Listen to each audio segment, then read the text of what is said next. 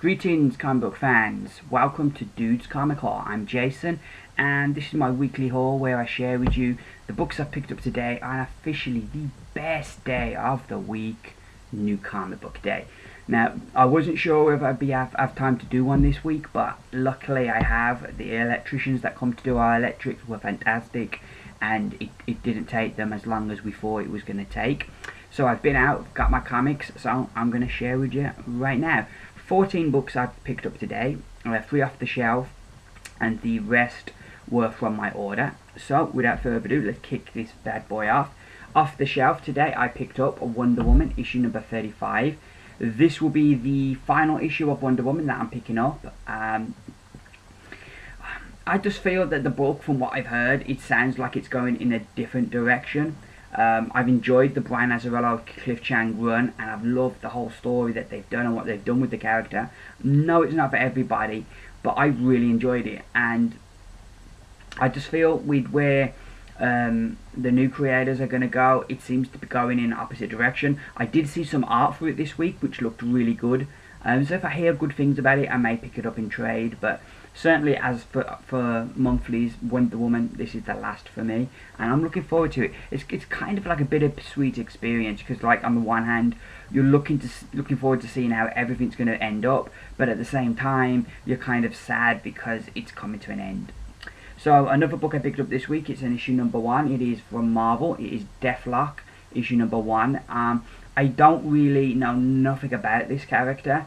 I read the little kind of mini story in Original Sins, issue number 1, which kind of introduced the character, and that intrigued me. And funny enough, that was done by exactly the same creative team, so you got a real flavour for what the series would be like, and that was good. But other than that, I don't really know much about Deathlock, so I'm looking forward to finding out a bit more about him. Obviously, I know I've seen him in Agents of S.H.I.E.L.D., but that's about it. But yeah, I'm looking forward to seeing what this was like. I've enjoyed the other 2 series Edmondson's doing at the moment, Black Widow and The Punisher.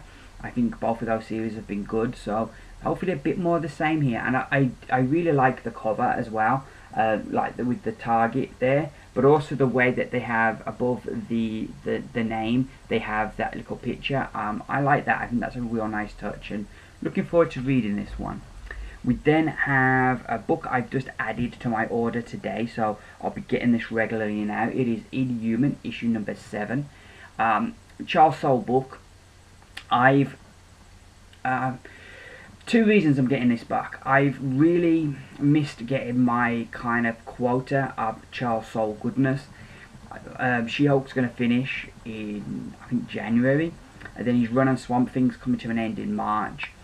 And I'm not picking up a $3.99 weekly, so it was going to be no more Charles Soule in my life, so I had to rectify that. I don't know how long he's going to be on this book, but I'm going to pick it up anyway. And the second reason I'm going to get it is not just the Charles Soule stuff, but also I don't know nothing about the Inhumans, and they've announced now officially that it's going to be one of the movies that's coming up. I think it's 2018. It's going to be the 20th Marvel Studios movie, and I know nothing about the Inhumans other than Black Bolt and Medusa and Lockjaw and Crystal. Was it Crystal who married Human Torch? Yeah, those, or was it Quicksilver she married?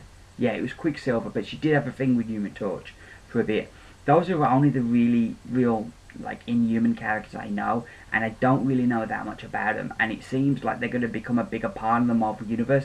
And I think I look at them at the moment the kind of way Marvel with the Guardians of the Galaxy a few years ago kind of brought out a book and started doing more with them and having them kind of cross over into different things.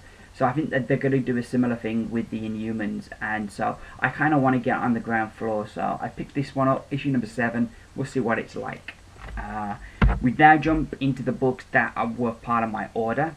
First up we have Batman Eternal, issue number 30. I think this is going to be the conclusion to the Arkham Asylum kind of arc, which I'll be happy about because that's been my least favourite arc. Even though last issue I did think that it was the best issue yet with the Arkham stuff, I actually was beginning to get my head around what's supposed to be happening. So yeah, we'll see what that's going to be like.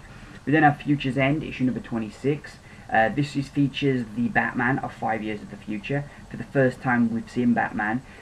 Like strangely, we've seen the Justice League meet up and Batman's not been there. So I'm really looking forward to seeing him added to the story. Even though, yeah, it's another book with Batman in it. I love the character. But it is nice sometimes to have books with him not there. But even so, he's a big part of the DC universe. So when you've got a book about their future, and he's got to turn up somewhere at some point. So yeah, I'm looking forward to that one. It's been on such a roll lately, Future's End. I'm looking more and more forward to it as the weeks go by. We then have Swamp Thing, issue number 3, the annual issue number 3. I have no idea what this is about, but it's Charles Soule, so that is good. So yeah, look forward to reading some bit of Swamp Thing. The annuals, I always look a bit more forward to them if it's the writer who does the regular series. I don't know. I get a bit worried if I pick up an annual and it's got another writer, you know, because it's like how much is it going to tie in? We then have Black Science issue number 10 from Image. I've been really loving the series. Jumped back on board. I was going to pick it up in trade, but I had a weak moment and I picked up the last few issues, and now I'm just hooked again. So yeah, this has been a really great book, and it just seems to go from strength to strength. So look forward to that one. We then, for another Image book, it is issue 24 of Saga. I love that cover. A real kind of haunting, but also, you know, striking cover. So yeah, this is the conclusion to the current arc. I think usually they go on a bit of a hiatus after this. So yeah, so this may be the last issue we get for a few months. But yeah, I found last issue, I thought Saga was back to its best, and I'm really intrigued to see where we're going to go with where the story was left last issue. Now from Marvel, we have all new X-Men issue 33. Jean Grey is stuck in the Ultimate Universe with, of course, our Miles Morales Spider-Man. And the rest of the team are stuck in different universes as well. I enjoyed like this story. I know not everyone liked the last issue, but I still enjoyed it, and I'm really intrigued with where this is going to go, because they're already out of their own timeline. Now they're in different universes. So yeah, this is going to be interesting how they're going to bring them all back together. We then have Fantastic Four issue number 12. It's got this issue. We've got, you know, a former Human Torch, Johnny Storm, and Spider-Man on the cover. I've really been enjoying this book. I think James Robertson's done a cracking job on it. Initially, I didn't want to pick it up because it was like, oh, the destruction, the breakup of the Fantastic Four. And when you have something you like, you don't want to see them being put through the mill and see them suffering. But it's actually been really good, and he's got the balance just right. It hasn't been like dark. You have these lighter moments as well, usually with the future kids from the Future Foundation, and that's been good. Who's on art? We've got Leonard Kirk on art again. Last issue, his art looked the best it's ever looked. Not that he's a bad artist, he's always good, but it just looked another level. So yeah, I'm interested to see the art this issue, see if it can keep up with what we had last time. Next up we have Guardians of the Galaxy issue number 20, and it's the conclusion to the original Sin story. I feel that they've made this go on too long. I think they could have done this in 2 issues. But yeah, I'm still interested in seeing the conclusion to the story and to see what happens and how it ends up. But I do think they could have done it in 2 issues, that they've spread it out a bit. We then got Nova issue number 20. Last issue wasn't as strong, if I remember right. Seems a while since we've had an issue. But this issue looks like you've got Nova and the kids from the Jean Grey school, which will be an interesting issue.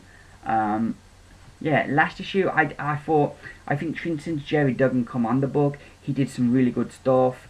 The original Sin stuff with Nova teaming with Rocket was a great team up, and it was a really good story, and we kind of got some really important stuff kind of come to a head in that, and I just don't feel we've gone anywhere. I felt last issue was a bit disappointing, and this issue I hope is better, but from the cover, while it looks like it could be a fun issue, it doesn't seem to go where I want it to go with the story.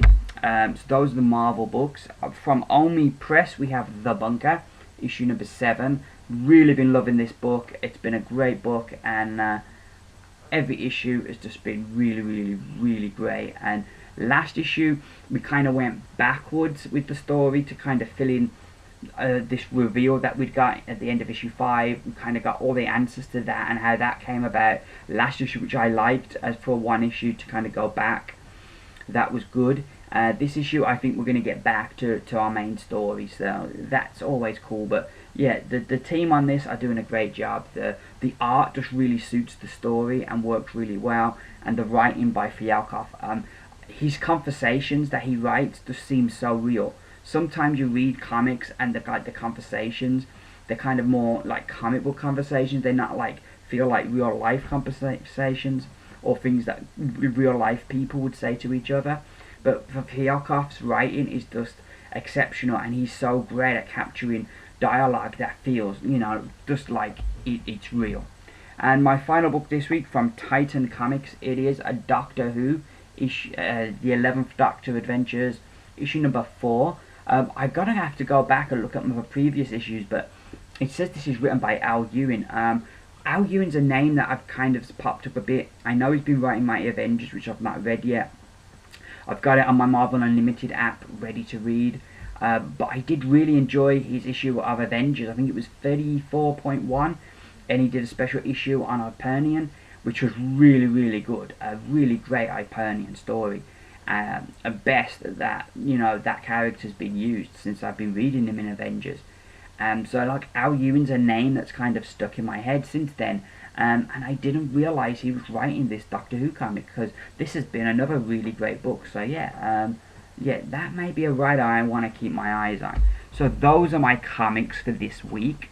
Another thing that I picked up the other day, this year, me and my wife, we discovered Game of Thrones. Yeah, we're a bit behind, but we discovered it. We watched the first 3 seasons in 9 days. You know, it was insane.